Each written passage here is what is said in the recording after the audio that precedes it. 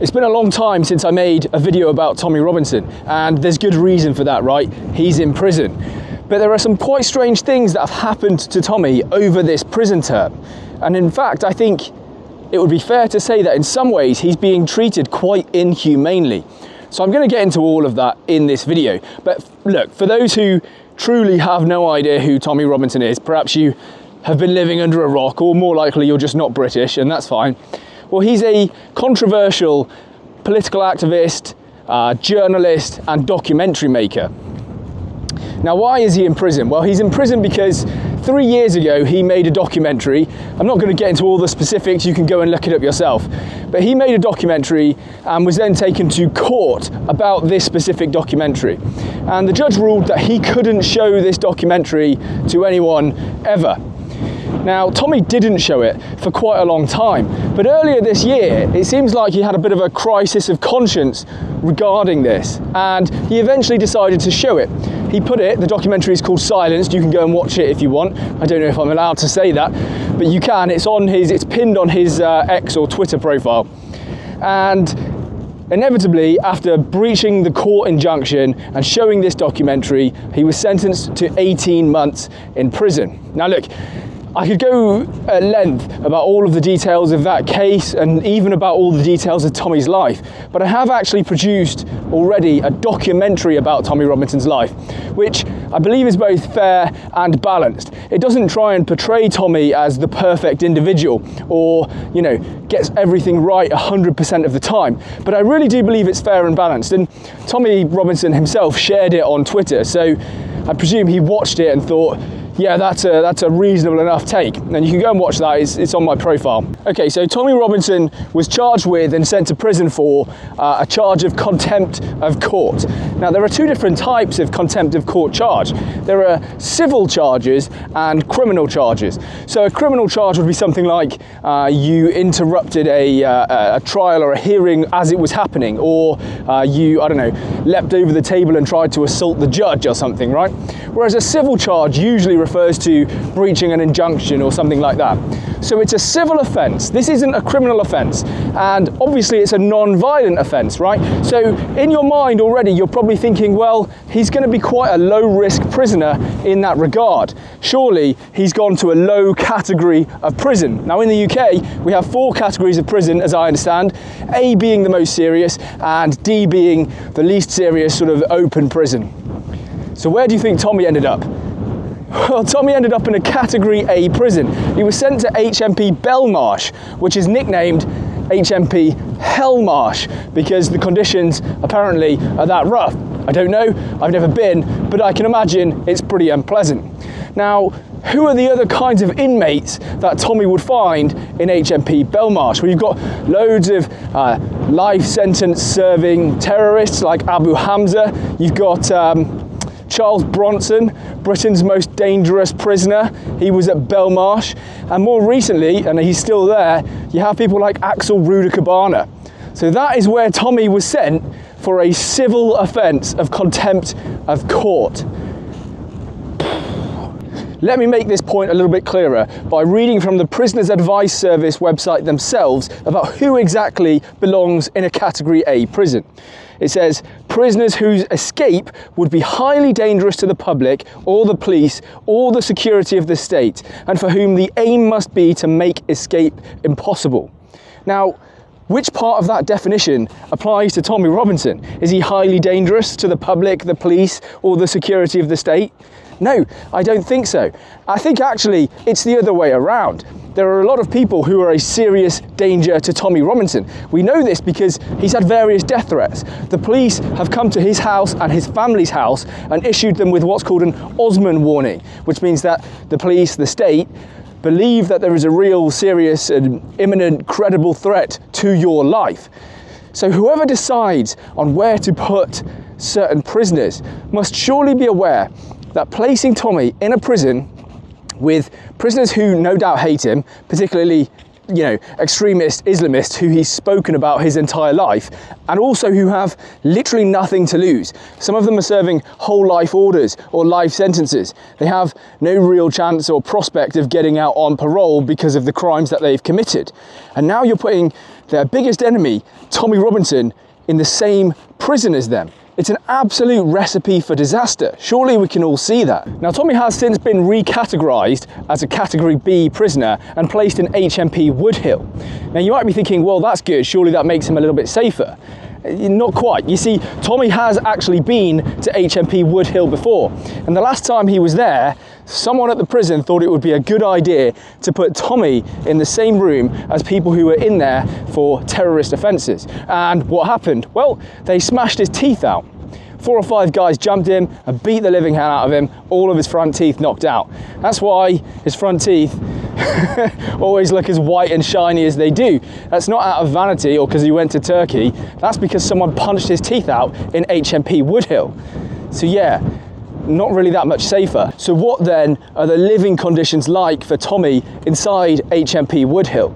Well, he's in isolation, he's in solitary confinement, and he has been for the entire length of his prison term so far. In fact, I think he's going to have to spend his entire prison term in solitary confinement. The prison's governor, Nicola Marfleet, says that this is due to his high public profile and polarising opinions. Now, what she's really saying is, I can't keep Tommy Robinson safe in the general population of my own prison. And the reality is, it's nothing to do with him having polarising opinions. You've got people in that prison who are extremist Islamists and terrorists. It's not that he has polarising opinions, and that's the problem. The problem is, and Tommy Robinson said this as long ago as 2011 in the Oxford Union, the problem is that the prisons have been taken over by Islamists who have, I would say, far more polarising opinions than Tommy Robinson has. You know, if you believe in jihad and Sharia law and death to the West and all of that good stuff, surely that's more polarising than anything that Tommy Robinson has ever said. Now let's really think about solitary confinement for a minute and what that means and what its purpose is. Well, it means that Tommy is in prison, he is in prison, but he's in a cell for 23.5 hours per day. That is verging on cruel and inhumane. Now, of course, when it's used for particularly unruly prisoners or as a punishment, you know, going down the hole, as they say in the movies, you know, it's probably for a week, a couple of weeks, let them cool off, and then try to reintroduce them back into the general population. But that's not the fate that Tommy has. Tommy is going to be in there for the entire duration of his prison term. And I think that that's terrible. I really, really do. Think about the long-term psychological effects that that is likely to have on him. I think it's going to be quite serious. Now, the governor has also said that he's in touch with the mental health team and, you know, he has that support available. That's great, but, you know, what things can the mental health team say to someone who's completely absent from their family and, you know, stuck in a cell for 23.5 hours per day? There's really only so much that they can do, right? If he ever does talk to them, it's probably only because he's lonely and he wants someone to talk to. I think that's rather sad, really. Now, you might be tempted to argue on behalf of the prison governor, Nicola Marfleet, that, well, ultimately, if Tommy wasn't in solitary confinement and he was in general population, then he simply would be at greater risk of being attacked. And honestly, I think that that is true. I don't deny that the governor in this particular case has a bit of a problem on her hands, and it's not an easy problem to solve. She has offered Tommy a place on the vulnerable persons unit. But if you know what that unit means and who would be there, you can understand why Tommy would not want to spend the next 6, 7, 8, 9 months of his life amongst those people. I'm very sympathetic to Tommy there. I don't think I'd take that option either if I was him. So what really should be done? Well, for me, it's fairly straightforward. Remember what Tommy was sent to prison for in the first place. A civil offence, a non-violent offence. Place Tommy in a Category C or D prison. Here you have people who've committed civil offences or non-violent offences, minor criminal offences, or people who are very close to getting out of prison, people who have a lot more to lose. If you place Tommy in one of those prisons, he's going to be at the least possible threat. Those people are the least likely to attack him or do him any harm because they're on the verge of getting out or because they're just not that way inclined. You know, they've never been a violent person. If you put Tommy there, you can put him in the general population. He then doesn't have to spend the next 9 months, or I guess now 7 months of his life in solitary confinement. Surely that is the best solution. Now I understand, again, in defence of the prison governor, Nicola Marfleet, she doesn't make that decision. Someone comes to her prison and then she has to do what she thinks is best for that prisoner. Let's not lay all the blame at Nicola Marfleet, because I really think it's about whoever decides and categorises which prisoner goes where. And they're not being very sensitive in this particular case to the needs of Tommy himself because of who he is. The reality is, if you put him in one of those low category prisons, you'll have no trouble and you won't have to lock a man in prison, in solitary confinement, for all this period of time. Maybe it's just me, but that seems like an easy solution. And the prison governor, what I will say is that she should be lobbying for that to happen. And whether she is or not, I don't know, probably not. Let me quickly dispel another argument against Tommy's situation that I've seen. And it's the idea that, well, Tommy knew there was an injunction against the documentary being shown. He chose to show it anyway, and therefore he's getting what he deserves. And you know, that's right, and that's okay. Look, that's nonsense. Think about the Second World War when France was invaded by Germany. French resistance fighters knew that if they put up resistance against the Germans in their own country, they would eventually meet the end of a firing squad. Now, just because they knew that that would happen to them doesn't mean it was right for the Germans to put them to a firing squad. So the idea of, well, you knew what the consequences would be and therefore you deserve it and everything's morally just, makes no sense, holds no water. Don't let people argue in ways like that. Now, the last thing I'll say on this whole category issue is, let me put a list of the reasons here why Tommy Robinson, or why anyone, could be deemed to be a category B prisoner. Now, on that list, you'll see things about previous offences and all that good stuff. And the most serious previous offence that Tommy probably has is a drunken assault of an off-duty police officer. That was almost 20 years ago, and he was sentenced to 12 months in prison for that offence. Kind of completely shaped his life and changed his life, actually, in many respects. But looking at that list, I can't really understand why he's deemed as a category B prisoner rather than a category C prisoner. He may not be, for all I know. The reality may be as simple as the prison system is in such a bad space that you kind of go wherever there's any space for you, which would be pretty tragic and pretty sad, and it means that they're not really taking into account or giving special consideration to the risks that Tommy faces. There is one thing on that list, though, that is particularly interesting, and it's the part about terrorism charges. You see, when Tommy was arrested a little while ago, he refused to hand over the PIN to his mobile phone to police officers. So what did they do? Well, they charged him with a crime under the Terrorism Act. So they're kind of at this point saying, well, Tommy Robinson, you must be a terrorist if you don't give us the PIN to your phone. But like I said, Tommy Robinson is a political activist, journalist, and documentary maker. Most journalists would feel very uncomfortable handing over the PIN to their phone, particularly when they have information about their sources on that device. So of course he doesn't want to hand over the PIN. But now they're coming after him with terrorism charges because he didn't obey them. I find that really actually quite disgraceful. Everyone knows that he's not a terrorist, and so they're just abusing the law here. And those charges haven't been dropped. In fact, the police have gone to Tommy whilst he's in prison to question him over some other offences. And I think what they're trying to do is they're trying to get him charged with even more than just the terrorism offences and get him put in prison for an even longer time, which means even more time in solitary confinement, to the point where maybe they really just want to break this guy.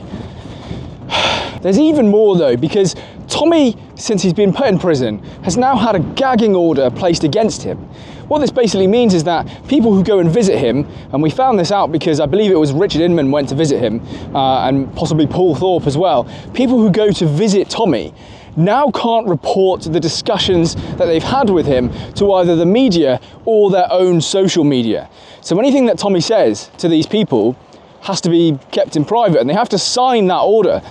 I guess, presumably, they then face the penalty of going to prison themselves if they report something that Tommy has told them. And I find this really strange. And actually, I find it really strange that this has happened halfway through, or less, well, a quarter of the way through his prison sentence, which makes you wonder, well, why now? And there's only two reasons I can think of. Either there's something happening with Tommy that they don't want to be released to the public, more charges that they're bringing, or some incident of maltreatment that's happened to Tommy, or, and I think this is probably the more likely one, Tommy knows something that could jeopardize another trial or another case. And let's not forget, Tommy was in prison in HMP Belmarsh with Axel Rudakabana. So does Tommy know something that the state really don't want to get out about Axel? Possibly. So there you have it. That's kind of what it boils down to. You've got a guy who committed a non-violent civil offence, contempt of court, and then was sent to some of the worst prisons that we have here in Britain. Prisons in which he's been attacked previously. And all whilst this is happening, he's then been sent to solitary confinement for his own good. Pretty psychologically damaging, and that's where he's going to spend the rest of his prison term. But if that wasn't bad enough, he can't get any message to the outside world because of this gagging order that's been placed on him, and the CPS and the police are looking to try and find new charges using the Terrorism Act to bring against him, aka leaving him in solitary confinement for even longer. Who knows what that charge could end up being and how many years it could potentially hold. We all know that that is an abuse of the system because Tommy simply is not a terrorist. Charging him with anything under the Terrorism Act designed to prevent acts of terrorism is utterly insane. It's an abuse of the system, wholeheartedly. How those charges haven't been dropped and those police officers reprimanded, I do not understand. So look, let me know your thoughts on this whole issue. I really think it's pretty disgraceful. I've made no comment about the documentary itself, whether the claims were true or not, because it's all irrelevant in this video to how Tommy is being treated for a non-violent civil offence. We know he did commit the offence of breaching the court injunction, right? He would tell you that himself, that's no secret. But the way he's being treated, you know, it's brutal. He's being treated like he's Charles Bronson at this point. It's crazy. Let me know what you think. As always, leave a like, comment, subscribe. I used to say I'll reply to all of the comments, and I used to reply to all of the comments. And then all of a sudden you get a video that gets, you know, 2,300 comments or whatever, and suddenly it's kind of a struggle. But even then I replied to about 500 of the comments. So I do my best, but sometimes it's a little bit too much, which I'm really grateful of. I'm really, you know, it's a lot of people showing a tremendous amount of support. Don't think I'm not grateful for having that many people comment on a video. I'm just saying I'm almost apologizing if I don't manage to reply to your comment. I do try and read them all though, at the very least. So yeah, thank you very much.